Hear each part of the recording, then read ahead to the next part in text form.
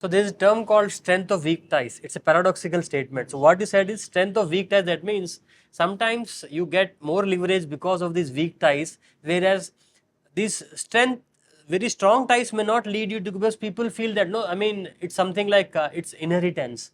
So there's a beautiful word, no, which is paradoxical, saying that strength of weak ties. So informally, some things can change your whole project, whereas the people from whom you expect, they don't bring that much of significant change. So thanks for bringing that point. Please, give us some heuristics. Yes. So while everybody were talking and I was just trying to synthesize all the conversations that we had in the last 10-15 minutes, the one thing that I could closely link this entire connection to was a reservoir, right? Sure, you may extract, you may take as much as you want from each other, but finally what matters is you need to replenish. At some point in time, you have to give back, right? There should be an act of giving back from whoever it is, even if it means it's an obligation, sure, but do it. Because it becomes, at some point, some of these connections becomes more an obligation, but that's essential as well. If not, it's not going to work. And these connections, like he rightly mentioned, some could be very casual, which will not yield any benefit to either of the parties, right? You meet today, you're gone tomorrow. But sometimes it could be quite essential, because that could just build the foundation to several other things, right? And I can only talk from a career opportunity perspective, given that I'm an HR.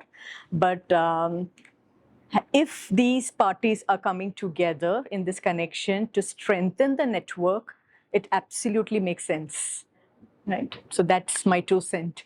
So I look at it as a reservoir. Use it, but put it back, replenish it.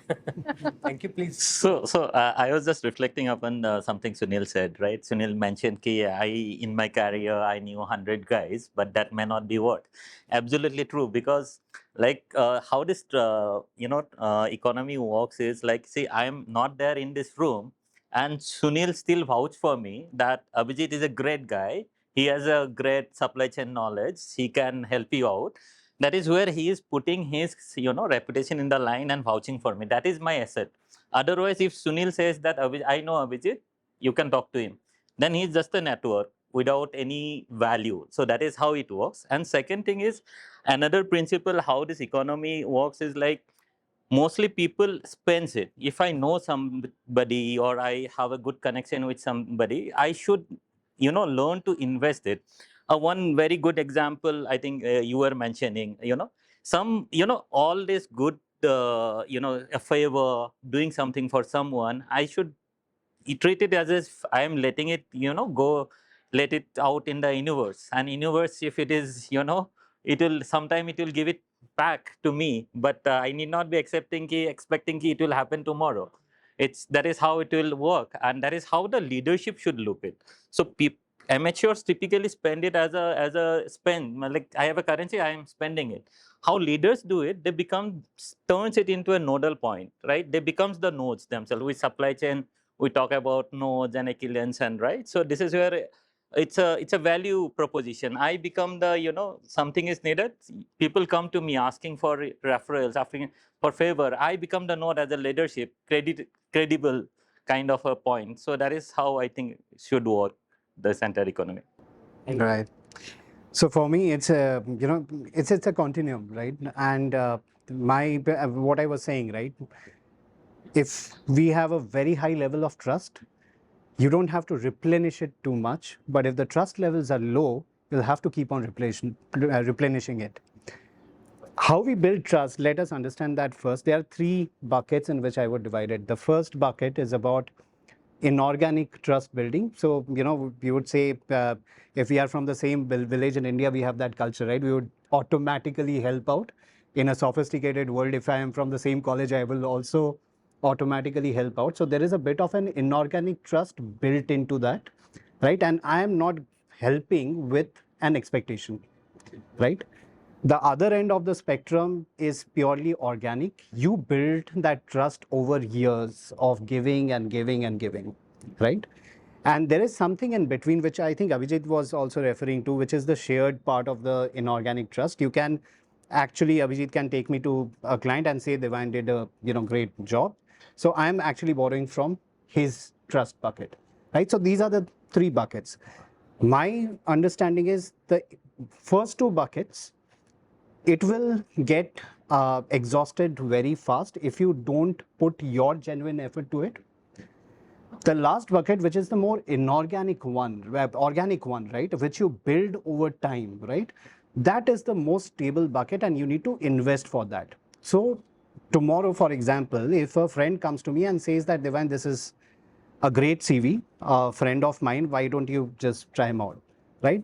If I have the ability to tell him that I will put it into the process, I can't commit an outcome, and next day we can still catch up for a beer, right? With, despite a negative outcome, that is what the relationship strength is. That will never get depleted, right? But if anything other than that is the, next day looking like, so I think we'll have to focus towards building it continuously in a very organic manner.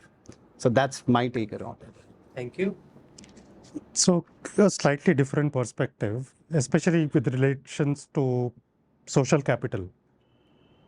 I think making introduction is a responsibility that you own to both the parties.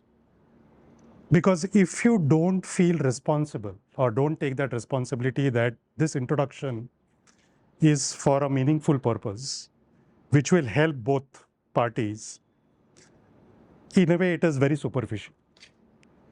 Because for both the parties, you are actually making a commitment yourself that I'm making this introduction with the hope that this will be meaningful for both of you, right? And you are literally at the core. At least in my experience, what I've seen is no match is 100% fit. No match. You then play the role of an essential link to help them tide over some of those things that don't match. And it could be a situation where you are making the introductions for a business partnership. It could be making an introduction for a job opportunity. You never find a candidate that is a 100% match. No candidate finds a company that is a 100% match. There are always areas that you need to be worked on.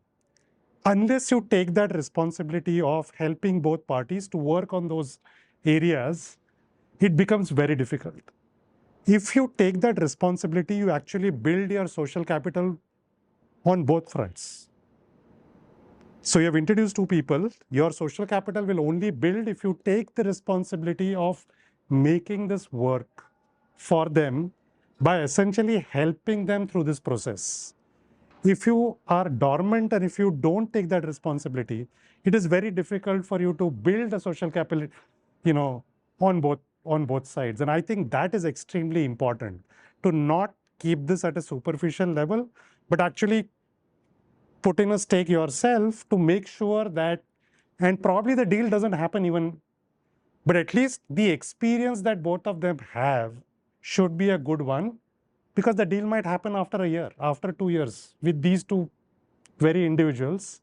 It's not time bound, but it is important for you to actually, take responsibility that I am bringing two people together, hoping that there is something meaningful out of this, if not today, at some point in time. So I feel taking the responsibility is extremely important for you to build that social capital. So I personally think that a lot of these connections need to be deep rather than at the surface, and that's how the strength of the network and everyone that is there starts building and compounding over a period of time.